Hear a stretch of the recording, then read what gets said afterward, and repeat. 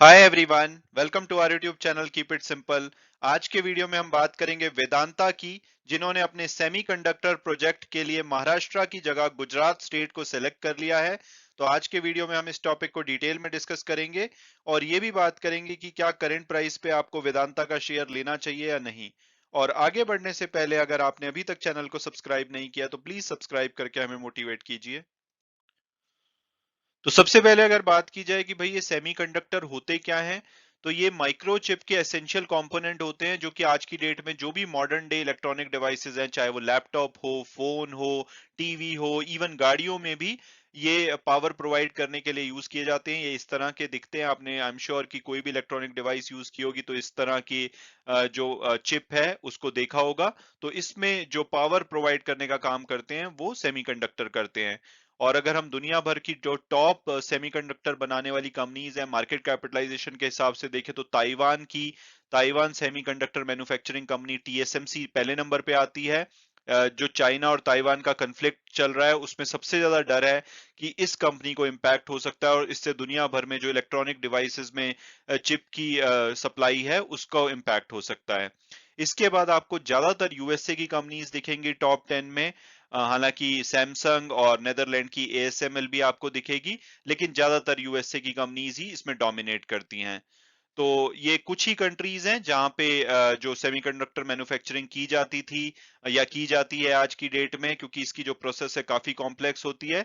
लेकिन अब इंडिया भी चाहता है कि भाई हम एक्टिवली ऐसी कंपनीज को अपने यहाँ पे इनवाइट करें जो कि हमारे यहाँ पे भी सेमीकंडक्टर मैन्युफैक्चरिंग करें, क्योंकि हमारे को भी जो सेमीकंडक्टर यानी कि चिप का जो एक्सेस है वो बहुत ज्यादा चाहिए होगा। ऐसा माना जा रहा है कि जो 15 बिलियन की 2020 में सेमीकंडक्टर मार्केट थी, ये 2026 में $63 बिलियन की होने वाली है।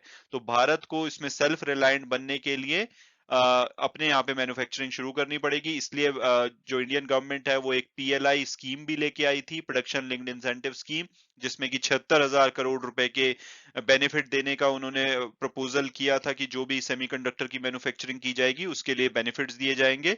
तो इसमें वेदांता ने पार्टिसिपेट किया था। वेदांता आप जानते होंगे एक ऑयल टू मेटल कॉन्ग्लोमरेट यानी कि मल्टी इंडस्ट्री कंपनी है। इन्होंने फरवरी में डिसाइड किया था कि भाई ये चिप मैन्युफैक्चरिंग में घुसेंगे और इन्होंने इसके लिए फॉक्सकॉन, जो कि एक ताइवान की सेमीकंडक्टर मैन्युफैक्चरिंग कॉन्ट्रैक्ट कंपनी है, इसके साथ एक जॉइंट वेंचर भी किया था। और अब अगर बात की जाए लेटेस्ट डेवलपमेंट की, तो जो न्यूज एजेंसी रॉयटर है उनके हवाले से ये खबर आ रही है कि वेदांता ने जो गुजरात स्टेट है उसको अपने सेमीकंडक्टर प्रोजेक्ट के लिए फाइनलाइज कर दिया है। और ये इनका पहला मेजर स्टेप होगा, जो कि $20 बिलियन की इनकी इन्वेस्टमेंट होने वाली है मैन्युफैक्चरिंग सेमीकंडक्टर मैन्युफैक्चरिंग के लिए ताइवान की कंपनी फॉक्सकॉन के साथ। इसमें जो इनके मेजर राइवल स्टेट थे, जब ये शुरू में फरवरी में इन्होंने डिसाइड किया था कि सेमीकंडक्टर मैन्युफैक्चरिंग करेंगे, तो महाराष्ट्र, तेलंगाना, कर्नाटका, ये भी स्टेट चाहते थे कि यहाँ पे आके वेदांता मैन्युफैक्चरिंग करे। लेकिन लास्ट में महाराष्ट्र इसमें काफी ज्यादा लीड में चल रही थी और ऐसा माना जा रहा था कि महाराष्ट्र में जो सेमीकंडक्टर मैन्युफैक्चरिंग है वो करी जा सकती है। लेकिन गुजरात ने लास्ट लेग ऑफ नेगोशिएशन में महाराष्ट्र को बीट करके ये जो प्रोजेक्ट है अपने स्टेट में जीत लिया है।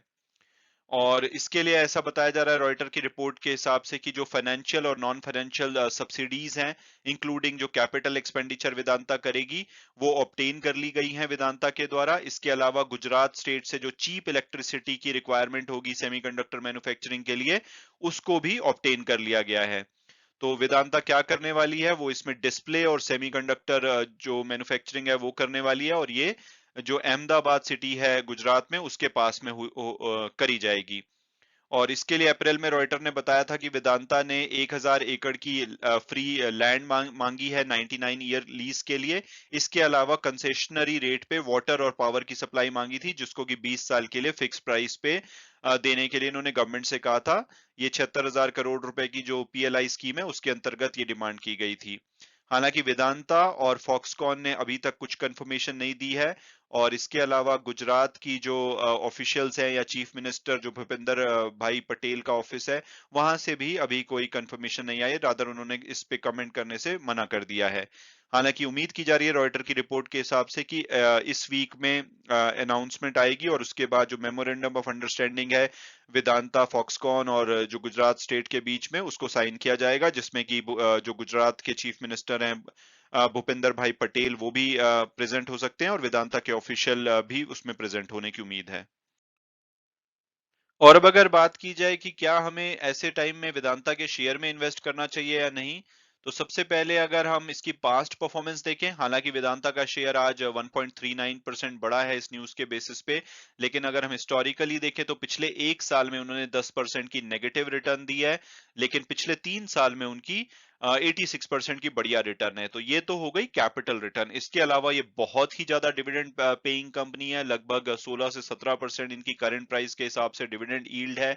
ये पिछले फाइनेंशियल ईयर में इन्होंने लगभग 45 रुपए का डिविडेंड डिक्लेयर किया था पर शेयर, और इस फाइनेंशियल ईयर में अभी तक मई में 31 रुपए 50 पैसे और जुलाई में 19 रुपए 50 पैसे, यानी कि 51 रुपए का डिविडेंड डिक्लेयर कर चुके हैं।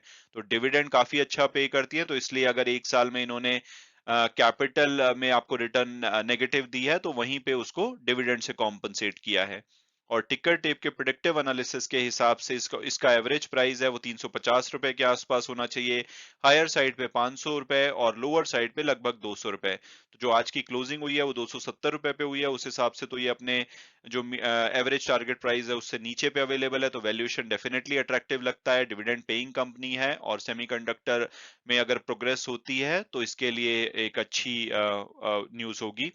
इसके अलावा अगर इसके फंडामेंटल्स को देखा जाए तो 1 लाख करोड़ रुपए के साथ एक लार्ज कैप कंपनी है, पी रेशो 5.29, पीबी रेशो 1.22 है, रिटर्न ऑन इक्विटी 29% के आसपास है। इसके अलावा प्रॉफिटेबल कंपनी है, तो ओवरऑल अगर आपको इस कंपनी में विश्वास है तो किसी भी करेक्शन पे आप ले सकते हैं, आने वाले टाइम में ये आपको अच्छी रिटर्न दे सकती है। हालांकि वीडियो क्लोज करने से पहले मैं हमेशा की तरह डिस्क्लेमर दूंगा कि जो भी व्यूज हैं वो मेरे पर्सनल हैं। अगर आप किसी भी शेयर में इन्वेस्ट करना चाहते हैं तो अपनी फर्दर रिसर्च और फाइनेंशियल एडवाइजर की एडवाइस के बेसिस पे ही कीजिए। Thanks so much for watching the video and God bless you all.